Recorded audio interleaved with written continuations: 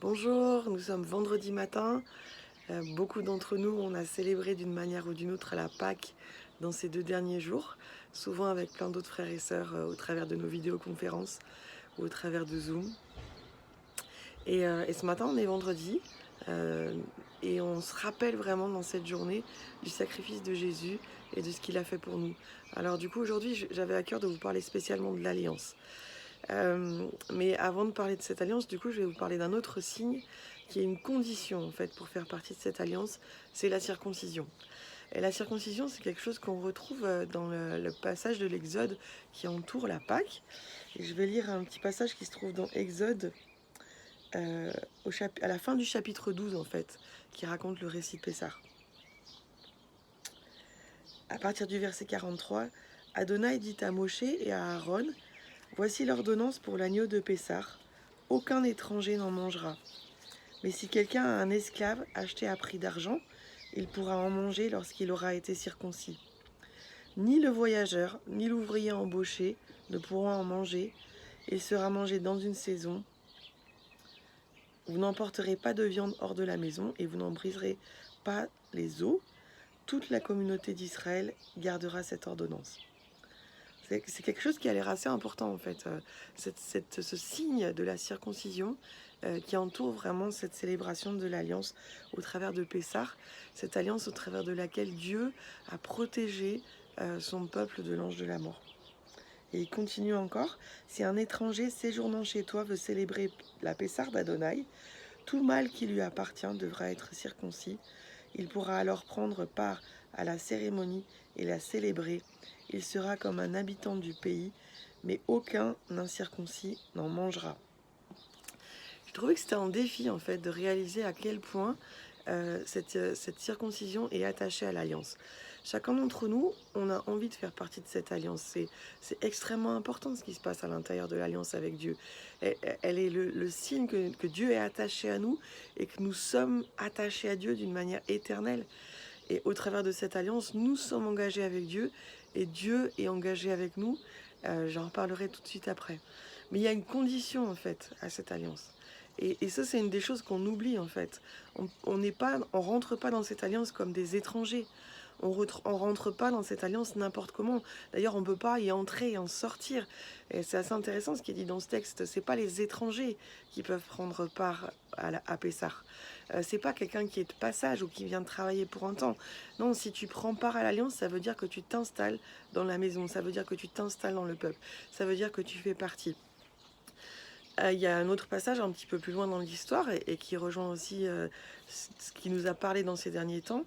C'est ce moment où Josué a traversé le Jourdain avec le peuple d'Israël et il arrive à Gilgal.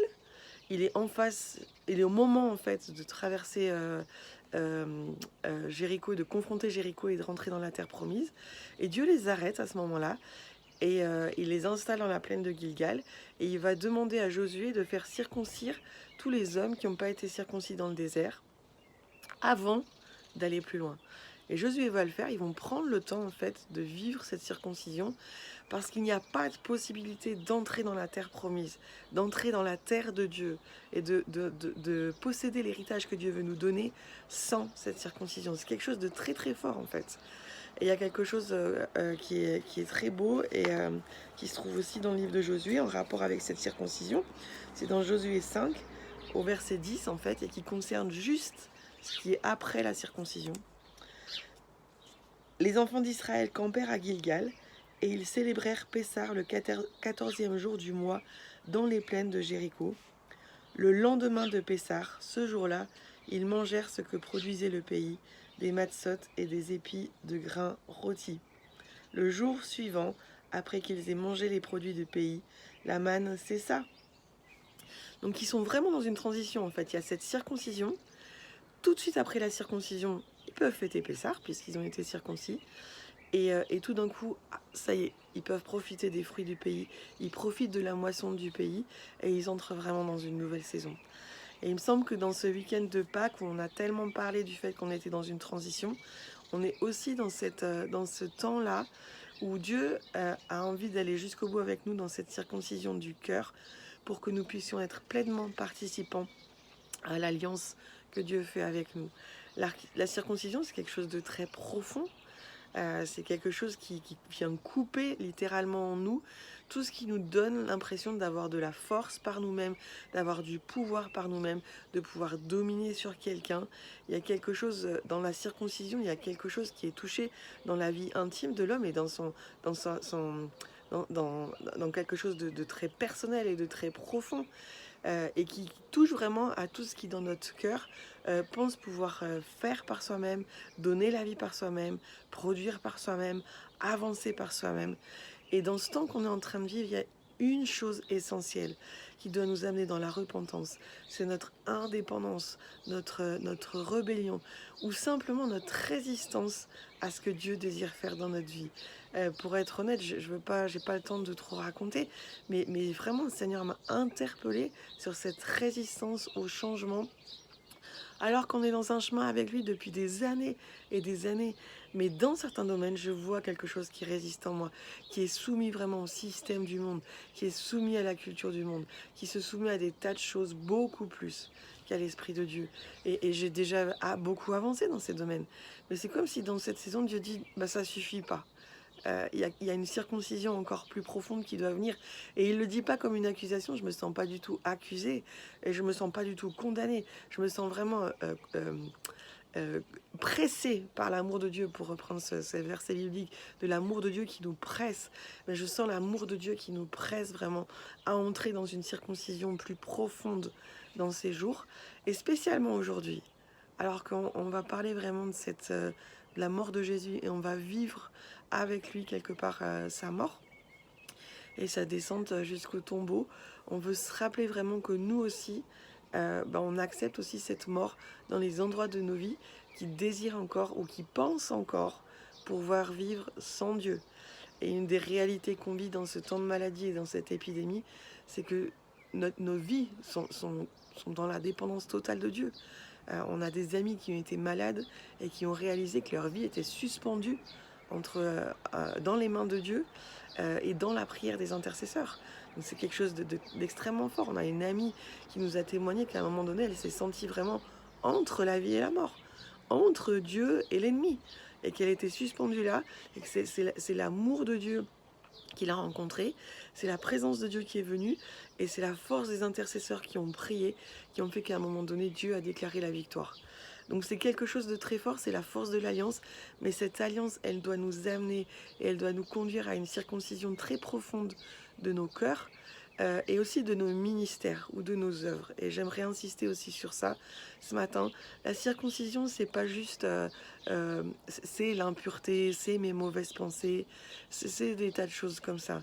Mais c'est aussi la manière dont nous travaillons, c'est la manière dont on embarque les autres avec nous dans ce travail, c'est la manière dont on considère nos œuvres, c'est la manière dont on entre dans notre ministère, c'est la manière dont on gère notre ministère pour ceux qui sont engagés spécialement dans une forme ou une autre de ministère.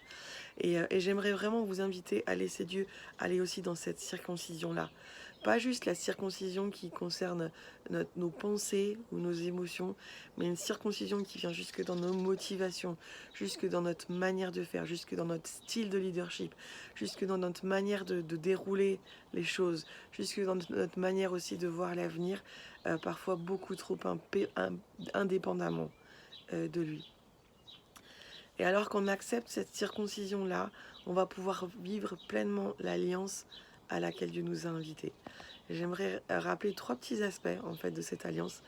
La première, c'est que nous sommes dans cette alliance avec Dieu parce qu'il est Dieu au-dessus de tous les dieux.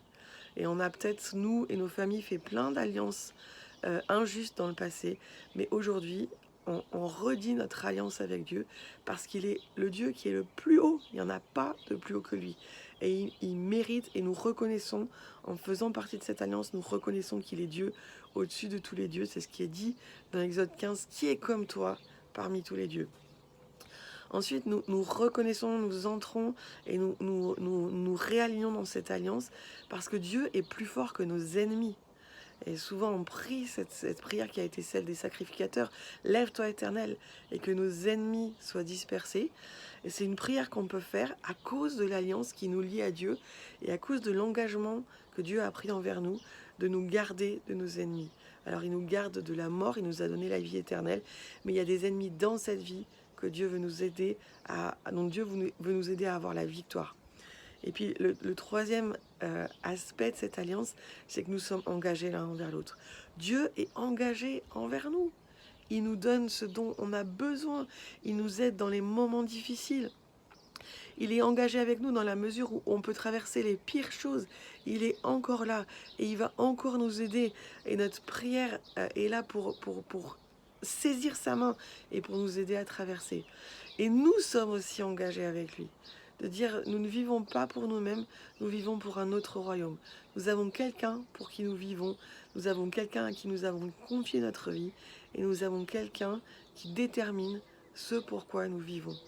Alors dans cette journée, alors qu'on recélèbre cette alliance qu'on a fait avec Dieu, on va déclarer ces choses aussi. Nous sommes dans une alliance avec Dieu qui est plus haut que tous les autres dieux. Nous sommes dans une alliance avec Dieu qui est plus fort que nos ennemis. Et nous sommes dans une alliance avec Dieu où il est engagé envers nous pour nous protéger, nous garder, nous donner ce dont on a besoin et nous amener là où il faut. Et nous sommes engagés avec lui pour sa gloire et pour son honneur. J'aimerais terminer avec un verset qui se trouve dans 1 Corinthiens 10 et qui parle en fait de cette célébration et de cette communion qu'on trouve à cette alliance au travers du pain et du vin. Le début du chapitre commence en faisant référence à nouveau à l'Exode. Et Paul dit ceci: « Je ne veux pas que vous ignoriez l'importance de ce qui est arrivé à nos pères. Ils ont tous été guidés par la colonne de nuée. Ils ont tous passé au travers de la mer, dans la nuée et dans la mer. Et ils ont tous été immergés en Moïse. Ils ont tous mangé le même aliment donné par l'Esprit. Et ils ont tous bu le même breuvage donné par l'Esprit. Car ils ont bu à un rocher envoyé de l'Esprit qui les suivait. Et ce rocher, c'était le Messie. » Et puis un petit peu plus loin, au verset 16, « La coupe de bénédiction que nous utilisons pour la Beracha n'est-elle pas une communion à la mort sanglante et sacrificielle du Messie? Le pain que nous rompons n'est-il pas une communion au corps du Messie? Parce qu'il n'y a qu'un seul pain, nous qui sommes nombreux, nous constituons un seul corps, puisque nous mangeons tous de ce même pain. » Et dans cette journée, même si vous êtes seul, j'aimerais vraiment vous inviter à partager le repas du Seigneur et à prendre la Sainte Seine. On l'a fait énormément dans ces derniers temps. Et cette journée, c'est encore un temps pour le faire. Mais en nous rappelant vraiment que de la même manière que le peuple d'Israël, en fait, a partagé ensemble cette nourriture et ce breuvage qui était donné par Dieu, dans le même chapitre, Dieu nous dit que nous sommes invités à une communion, à son sang et à son corps, alors qu'on partage son repas. La communion, c'est pas juste un symbole. Et j'aimerais redire ça. Je sais que c'est pour certains, ça tire un peu dans votre théologie. Mais aujourd'hui, j'ai cette conviction que derrière le pain et le vin que nous partageons, il y a la réalité du corps et du sang de Christ. Alors, il y a différentes manières de le vivre et de l'interpréter, mais nous ne pouvons pas résumer le pain et le vin à des symboles. Les choses vont au-delà des symboles. Quand Paul dit qu'il y a une communion au corps et au sang, communion, c'est koinonia, c'est prendre part. Nous avons part au corps de Jésus. C'est au travers de cette communion que nous faisons partie de ce seul corps du Messie qui rassemble tous les fils et toutes les filles de Dieu sur la terre. Et c'est aussi parce que nous avons part à son sang, nous avons une communion à son sang, que nous avons la rémission des péchés. Donc prenez cette Sainte Seine et je vous encourage de la prendre en cherchant davantage de révélations dans cette journée, de la réalité de l'alliance que Dieu a faite avec nous et de l'actualisation, de l'activation que nous vivons à chaque fois que nous partageons et que nous communions en lui, à son corps et à son sang. Soyez bénis.